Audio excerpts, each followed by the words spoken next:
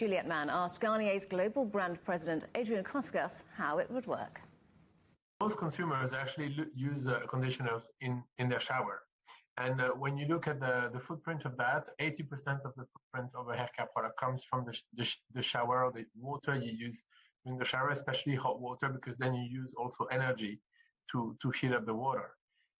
And trying to make this gesture outside of the shower would be a fantastic improvement.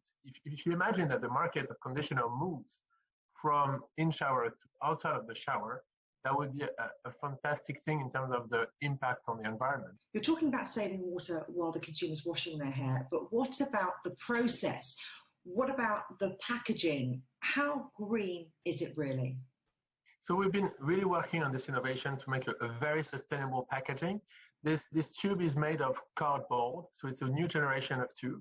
It's 75% less plastic than a traditional conditioner. We've reduced the cap to the very small minimum you can see here. It's very, very thin. So it's a really new generation of packaging that decreases dramatically the amount of plastic you have to use to do it. And also it's made in a carbon neutral factory, in a water factory, so we don't generate or use any new water to produce this kind of product.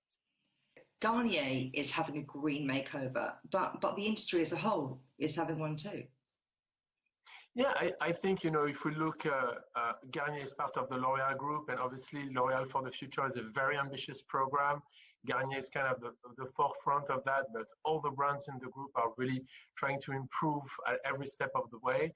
And, I can also salute or celebrate that our competitors are trying to improve as well. I think, the industry as a whole is trying to become greener. It's an imperative for the planet. And I think, most of us have understood that, and we're trying to do our best. And I think the collective effort is what matters. You look at the big industries, beauty is not a big polluter.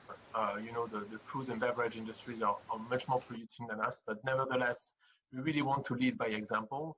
And I think you're right, we need to hold ourselves to the highest standards. This is why at Garnier, we publish all the progress we make in terms of sustainability. We have a progress report where we have all our KPIs year on year, our targets versus 25, or we start tracking against them, to really making sure that there is no greenwashing. We're not doing this for marketing purposes. We're doing this because it's the right thing to do. It's what the planet needs brands to do today.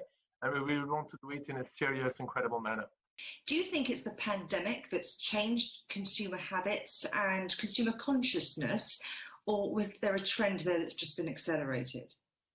I think it's a bit of both. I think you're right. The sustainability trend was born way before the pandemic, and for sure, global climate change and global warming, are things that are happening for a long time now, and it's not new news. But the pandemic has been a wake-up call for many consumers, and we only have one planet, we only have one life, and I think people are realizing how crucial it is to act.